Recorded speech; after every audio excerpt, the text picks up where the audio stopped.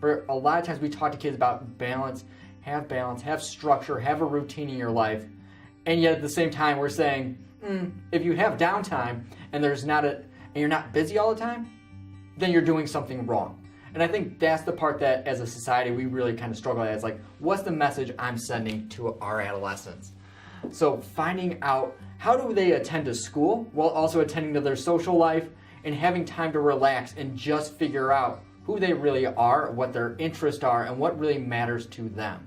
And I think that's a big part, is them driving their own interest, as opposed to parents saying, you know what, if you're not taking 5 AP classes, you're being lazy. You could be doing a lot better.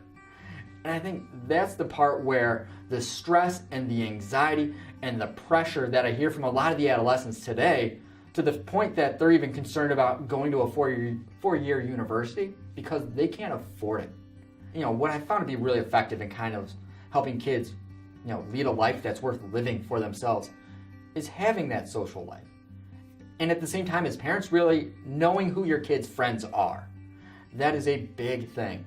Because a lot of times people will say like, oh, they're just going to pick me up, or, oh, I've never met this kid. Who are these kids that your kids are hanging out with? You need to know their friends, and you also need to know that a parent is going to be home. And that's a big key to kind of knowing your kid and where they are at and what they are doing.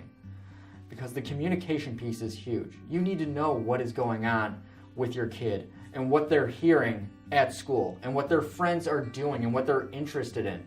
You want to build an open and honest relationship with your child where they can come and they can talk to you, especially, with a lot of the changing topics in terms of like marijuana legalization is creating a big uproar, and it's changing a lot of kids' perspectives and adults' perspectives on really what is weed.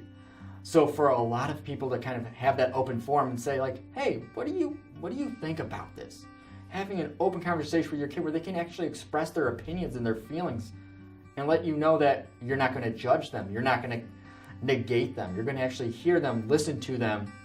And at the same time, it doesn't mean that you necessarily have to support that is okay, but you're engaging in that interaction. And at the same time, you're showing that this is a safe environment. We can build that relationship. And that relationship is key to supporting them growing forward in a healthy way.